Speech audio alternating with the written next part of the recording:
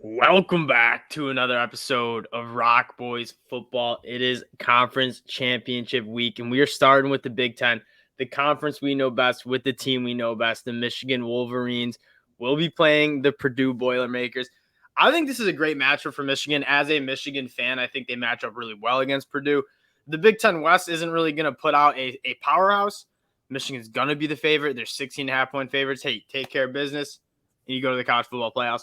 Before we get into it, though, as usual, just want to say thank you guys for all the support you guys have shown the channel. Again, we love making these videos. We love talking ball with you guys in the comment section. So if you guys do like the content, consider subscribing to the channel. That helps the boys out a lot, and we do appreciate all that support. Dill, I'm going to kick it to you. What are your early takes on this game here? Yeah, I mean, everyone kind of knew that last week with Ohio State and Michigan it's not for the Big Ten title, but I think everyone knew whoever came out of the East was going to be a 10 to 20-point favorite, probably closer to 20, frankly.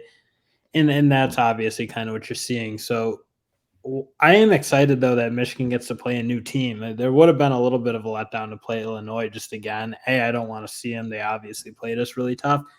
But also just seeing a fresh team add a new win. And so I'm excited about it, and obviously just over the moon about what they did against Ohio State. Yeah, and I think one of the most impressive things before we get really into the matchup and just talk some fan talk real quick is that was easily the best performance we've seen Michigan have. Their second half team, they showed it last week. Choppy first half, Cornelius Johnson, and the explosive passing game finally comes alive for Michigan after us getting up here for 11 weeks and saying they're going to need to do it. We haven't seen it yet. They finally make it happen. J.J. McCarthy was great. The offensive line I thought was very good against an Ohio State pass rush that is one of the best in the country. Defense was nails. What my favorite part of the game was, and Dill, you can attest because we did watch this together, J.J. McCarthy gets on the interview in the postgame and goes, job's not done. I mean, this team is, yes, it's obviously massive. You beat Ohio State. It's the biggest goal you have coming into the year. This team has goals beyond it, and I think this team is good enough to achieve those goals beyond. And that's a fundamental difference from last year, because last year, once they beat Ohio State, I think everybody was like, okay, we'll win the Big Ten, and then we all knew we were going to go get stroked by Georgia. That was pretty much, I think, what everyone thought, and I don't know, I kind of get the sense that's kind of what the team thought too. It's like that was the pinnacle. That's all that was in that season. And I think you're right. I think this team, just with the level of talent, I think the big thing is when you see a J.J. McCarthy pop off and show he can beat a team, not himself entirely, but that game was very much on his shoulders, and he answered the bell. And Harbaugh had been saying it all year. He's got it. He's got what it takes. he was saying that all year, and I was looking at Jim. I was like, Jimmy, I don't know.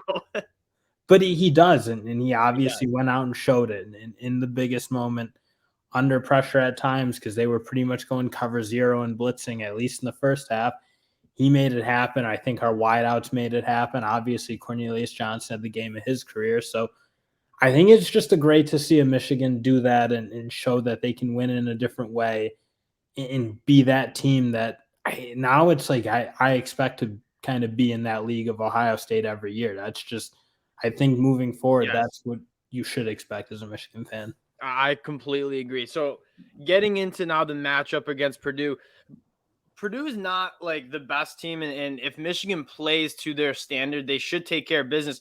What's most optimistic for me, and I think the line's sitting around 16.5, 16 points, is this Purdue team is going to test your secondary. They're going to spread you out. They're going to put you in a lot of different formations, give you a lot of different looks, and really test your communication on the back end. Aiden O'Connell, a 6-year guy, not the best year. I thought he was going to have a little bit bigger of a year, but he's been solid. 63% completion percentage, 22 touchdowns, 11 interceptions. Charlie Jones, a great addition to that squad. What I'm so optimistic about is the secondary for Michigan probably had their best game. Not probably. Had their best game of the season against Ohio State. And you look at the box score and say maybe not. That team made plays. They made tackles when they needed to. And against a Purdue team, you're not going to see nearly the talent, the speed, the length from the wide receiver position that you just saw on Saturday against Ohio State. Yeah, and I mean, at the end of the day, Purdue has been far too reliant on Charlie Jones at wideout. Not to say their tight end also can really play. So I don't want to say they're fully, but their ability to make big plays is kind of coming from Jones. And And again, I just don't think that worked. That was kind of what I think Michigan thought was going to happen with Marvin Harrison, because as much as the Ohio State, Ibuka had a good game, but there's one guy on that Ohio State team who's been the rainmaker for them. And yeah, you're right. I think what you saw with Michigan, I think Will Johnson's coming into his own, and that's huge Yes. for Michigan because, I mean, Jamon Green's great, and he obviously plays still a fair amount and plays really well. But to get a guy to go across from DJ Turner and maybe even become more like the one, as what Will Johnson almost seems to be shaping out to be, I think it's huge because he's obviously super talented. And if once he figures out and kind of gets the experience he needs, he'll be locked down, and he's very much showing that right now. And some of that, I think Mikey Sandstrom, probably the player who was the best on the defensive side of the ball, probably going to be lining up against Charlie Jones the most against Purdue. I think that's also a very good matchup. One thing I would like to see a little bit more, and if I did have a bone to pick with this defense, it was the pass rush. I mean, we were rushing 4 pretty consistently, and CJ Stroud was having a pretty clean pocket. And if the secondary wasn't as good as it was, we might be looking at a different game. I want to see some of those guys get loose a little bit. I thought Braden McGregor probably had his best game of the season. Mike Morris obviously not healthy enough to go. That's another thing to monitor. There's 2 recipes to beat Purdue. And if you achieve both of them, you're going to stop this offense. You got to get after the passer. Aiden O'Connell is not very good creating outside the pocket. 2, you got to cover those wide receivers. I think Michigan has the capability of doing both, and I really struggle to see Purdue really moving it up and down the field on this Michigan defense. Yeah, and you got to think, I'm kind of with you. Just the way our secondary is playing into being probably the strongest unit on the field right now, I would say. Yes. And again, led by guys like Sandra still. Rod Moore seems like he's going to be a really good NFL player at some point. And just what you got there. And you're right. The defensive line, I don't think, played the greatest game they've had. Going down Mike Morris hurts because he's been on the edge, the most reliable guy. But even when you watch the inside, that they did pretty well. I think Mozzie Smith had a few pressures. Chris Jenkins had that big pressure that resulted in the hold and backing Ohio State up. So I think we were getting it from the inside a little bit. If we can get it from the outside on tackles that are certainly far inferior to guys like Paris Johnson and DeJuan Jones, 2 NFL players, I think Michigan shouldn't really have an issue getting after Purdue. So let's start flip to the offensive side of the ball. This is a Purdue defense that probably the best Purdue defense that we've seen in a lot of our talk. And I believe you picked Purdue to win the Big Ten West. Was it's going to be on Aiden O'Connell. Well, guess what? Aiden O'Connell hasn't been great this year. This Purdue defense has been pretty stout. I mean, only allowing 3.8 yards per carry. I believe only 23 points per game, but only 347 yards total. The defense has not been bad. It's been pretty complimentary compared to last year where they're just winning shootouts.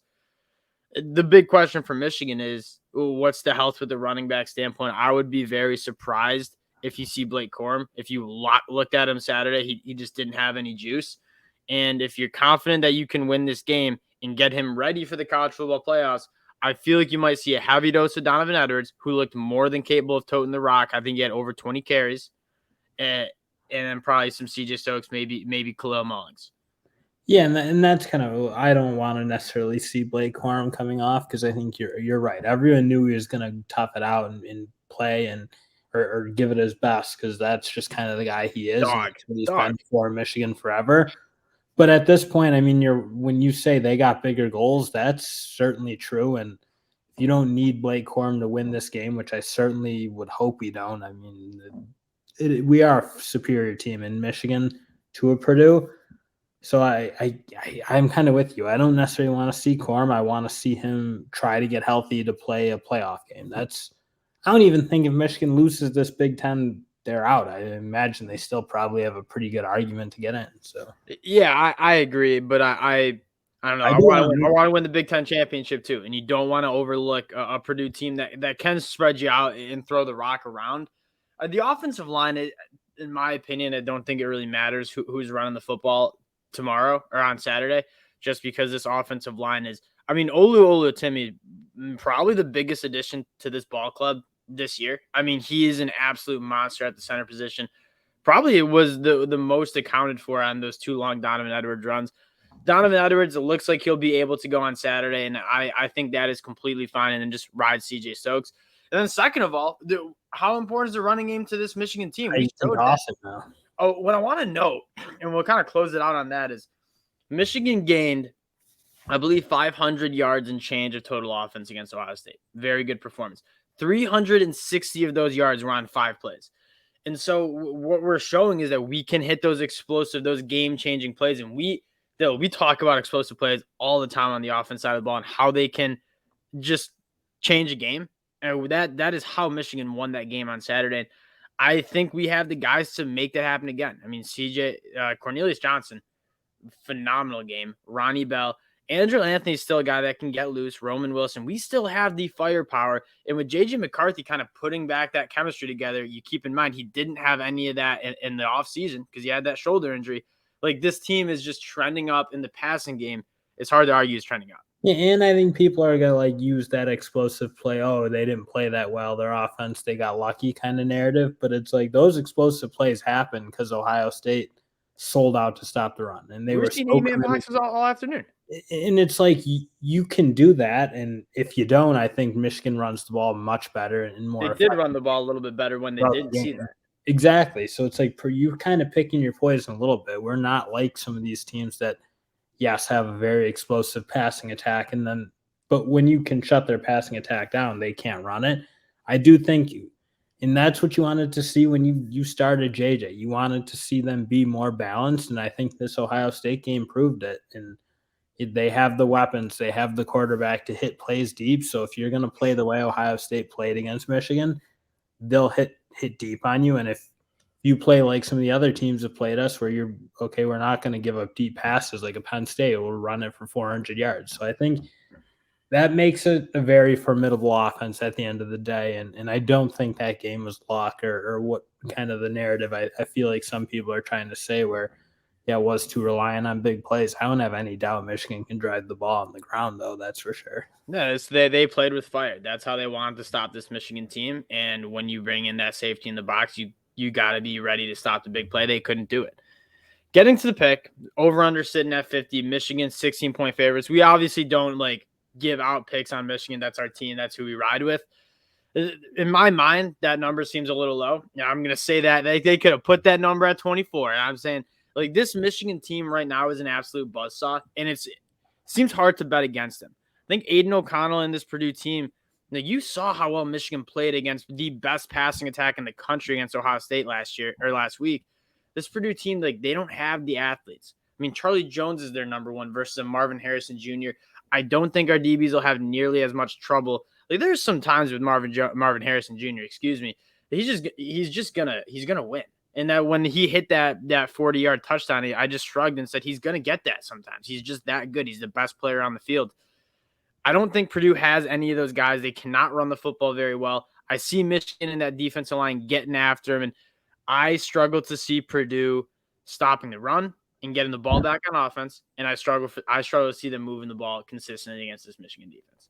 Yeah, no, I'm kind of with you. And again, I can't make a pick. I think even last year, I feel like Iowa caught the same line that 12.5. I want to say it was so it was much even generous. So they are accounting for the fact that Michigan's not going to let down. They're not.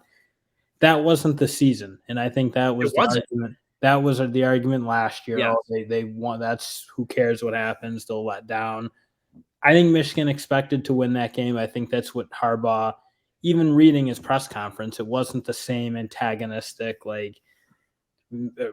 kind of dumping on Ohio State or making it a big deal. It was kind of more of an expectation. I think it was. So I'm kind of with you. I don't see Michigan letting down. And if they don't let down and they play well, they beat this team by 20 points. Yeah. And I think that I have a similar view on it. Is a lot of those questions they fielded last year were all about Ohio State. This year, we're pumped to beat Ohio State. That's the number one game of our season. But there was also a lot of talk on what you want to do in the postseason. And that's go win a Big Ten, and that's go win a national championship, which this team is clearly capable of doing from what they showed us on Saturday. That'll do it from the boys again. Massive win for Michigan on Saturday. We were absolutely pumped, and we do appreciate you guys checking us out. Whether you're a Michigan fan, whether you're a Purdue fan, whether you're just a college football fan, we really do appreciate the support. And if you do like the content, again, consider subscribing to the channel. We appreciate you guys, and we'll talk to y'all later. Peace.